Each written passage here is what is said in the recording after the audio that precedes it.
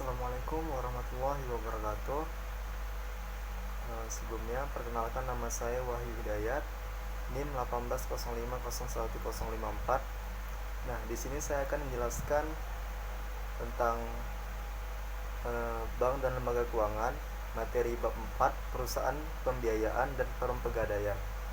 Adapun yang dibahas pada kesempatan kali ini yaitu yang pertama ada pendahuluan, yang kedua karakteristik bisnis perusahaan pembiayaan, yang ketiga jenis perusahaan pembiayaan, yang keempat resiko bisnis perusahaan pembiayaan, yang kelima neraca perusahaan pembiayaan, yang keenam financial konglomerat, yang ketujuh karakteristik bisnis perum pegadaian, dan yang terakhir produk perum pegadaian.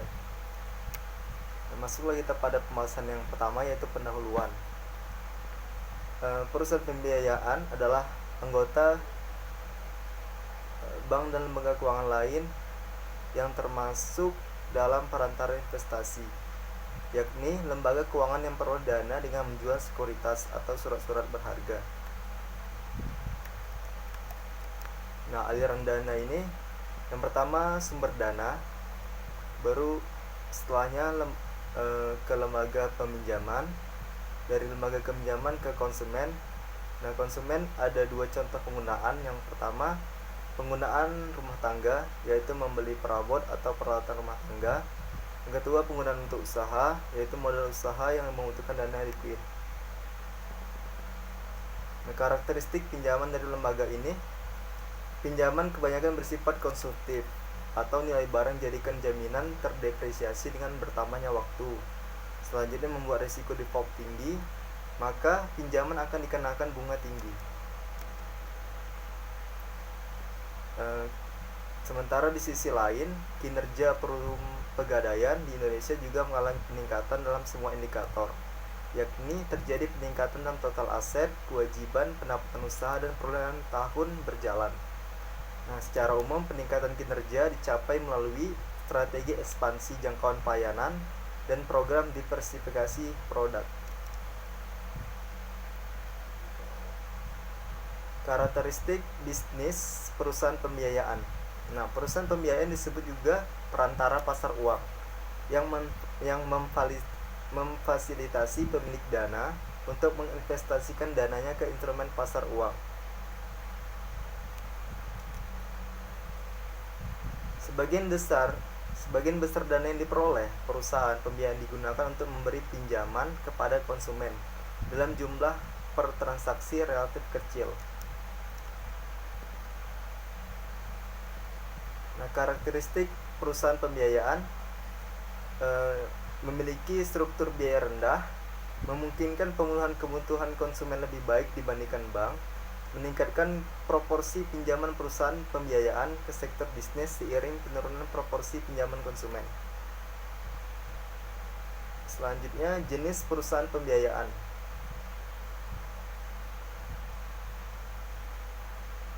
Yang pertama, factoring atau anjak piutang. Pinjaman yang diberikan kepada perusahaan dengan jaminan piutang, yaitu tagihan perusahaan kepada perusahaan atau individu lain. Perusahaan pembiayaan membeli piutang dengan harga diskon. Ada beberapa jenis factoring. Yang pertama, recourse factoring, yaitu mensyaratkan perusahaan peminjam untuk menanggung risiko pembayar kembali pinjamannya disertai bunga bila tagihan piutang tidak terbayar. Yang kedua, factoring without recourse, risiko piutang tidak terbayar yang ditanggung perusahaan pembiayaan.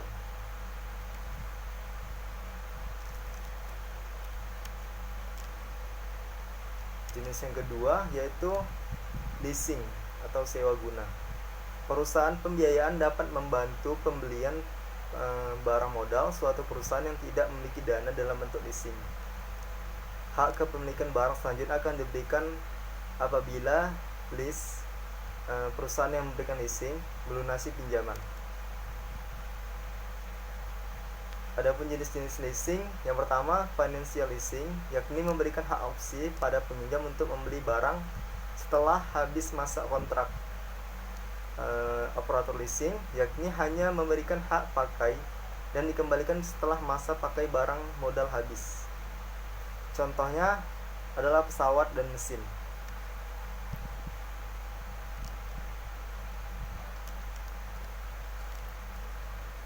Karakteristik yang ketiga yaitu floor plan loans, yakni pembiayaan pengiriman mobil atau motor bagi dealer dengan jaminan mobil atau motor di showroom. Hak kepemilikan dipindahkan setelah dealer membayar utangnya untuk setiap mobil yang terjual.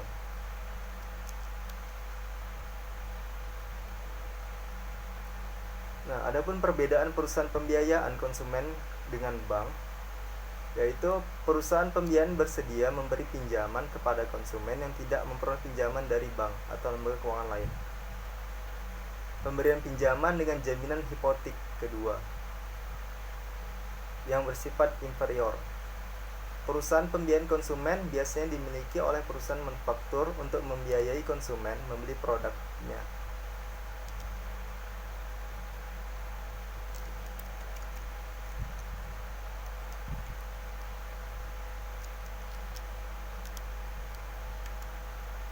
Perusahaan pembiayaan perdagangan atau penjualan disebut juga captive finance companies, yaitu memberikan pinjaman kepada konsumen yang membeli barang dari pengecer tertentu atau dari perusahaan manufakturnya dengan tujuan untuk meningkatkan penjualan.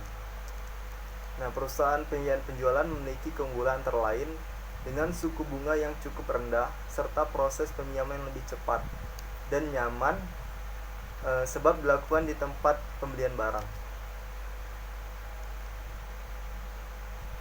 Resiko bisnis perusahaan pembiayaan. Yang pertama, risiko gagal bayar.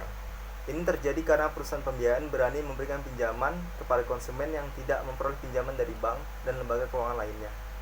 Maka perusahaan pembiayaan memiliki cadangan yang cukup besar dan debt collector andal untuk mengantisipasi kemungkinan default risk atau gagal bayar. Risiko yang kedua yaitu risiko likuiditas. Ini disebabkan aset perusahaan pembiayaan sulit dijual di pasar sekunder karena risikonya yang tinggi. Maka kebutuhan akan dana tunai dipenuhi dengan penjualan CP yang merupakan hal sulit bagi perusahaan pembiayaan kecil. Risiko yang ketiga yaitu risiko kesulitan perpanjangan pinjaman. Nah, yakni risiko perusahaan pembiayaan menghadapi kesulitan untuk memperpanjang utangnya. Hal ini dapat terjadi bila ada perubahan terhadap risiko bisnis yang dimengerti oleh investor. Perusahaan pembiayaan tidak menghadapi risiko suku bunga sebab aset dan kewajiban umumnya berjangka pendek. Neraca perusahaan pembiayaan. Nah, selain menarik dana dari menerbitkan CP, dana juga diperoleh dari penerbitan saham, obligasi, pinjaman bank, dan sumber lain.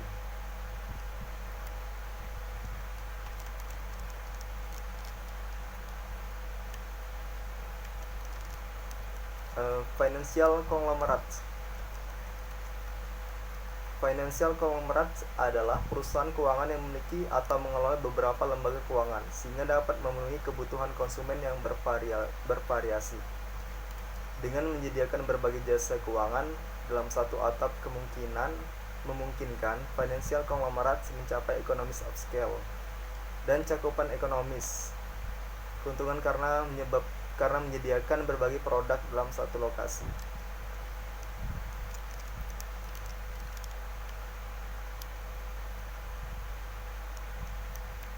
Karakteristik bisnis perum pegadaian.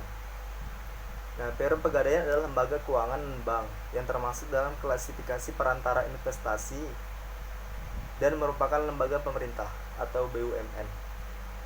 Sumber dana perum pegadaian adalah penjualan obligasi utang bank, utang promes, ekuitas, dan utang lainnya.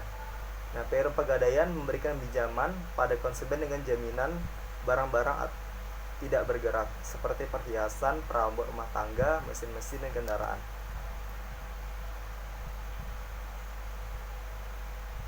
Ada beberapa karakteristik barang jaminan yang memerlukan pertimbangan khusus pegadaian, antara lain barang milik pemerintah, barang yang disewa belikan, binatang ternak, barang yang cepat busuk, barang mudah terbakar, barang seni yang sulit ditaksir, kendaraan besar, dan senjata api. Untuk memperkecil risiko kerugian akibat hilang atau rusaknya barang jaminan, maka peminjam diminta membayar premi asuransi sesuai golongan agunan.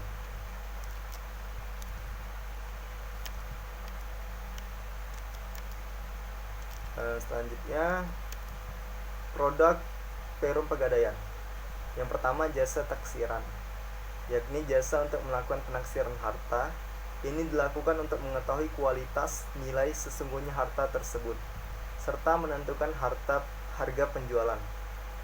Pemilik harta yang menggunakan jasa ini harus membayar sejumlah uang pada perum pegadaian sebagai biasa jasa penaksiran. Yang kedua, jasa titipan. Perum pegadaian menyediakan jasa titipan dari masyarakat atas barang-barang berharga. Tarif atas jasa penitipan didasarkan pada jenis barang berharga serta lama waktu penitipan. Yang ketiga, kredit konsumsi. Kredit konsumsi diberikan kepada karyawan yang memiliki penghasilan tetap untuk tujuan konsumtif seperti perbaikan rumah, pembelian mobil, atau pembelian alat rumah tangga. Kerjasama antara perum pegadaian dengan administrasi perusahaan karyawan tersebut dibutuhkan sebab pembayaran pinjaman dilakukan melalui pemotongan gaji karyawan yang bersangkutan setiap bulannya. Yang keempat, kredit produksi. Kredit produk yang disediakan oleh perum pegadaian berbentuk bantuan pembiayaan produk investasi dengan sistem kerjasama. Keuntungan yang diperoleh kemudian akan dibagi antara perum pegadaian dengan pemilik proyek setelah proyek selesai. Yang kelima, tabungan emas ONH. Nasabah perum pegadaian dapat mengumpulkan koin emas ONH dengan kemasan 2, 3, 5, atau 10 gram. Jika diperlukan, koin tersebut juga dapat jual kembali untuk digunakan sebagai tujuan koleksi, souvenir, atau tabungan lainnya. Adapun biaya untuk ibadah haji diperkirakan setara dengan 250-300 gram emas 24 karat. Yang keenam, gold counter galeri 24. Galeri 24 adalah toko emas dan permata milik perum pegadaian yang memiliki jaminan keaslian, kualitas, karatase emas dan permata yang dijual. Galeri 24 ini bertujuan membantu masyarakat agar tidak tertipu dalam membeli emas dan permata.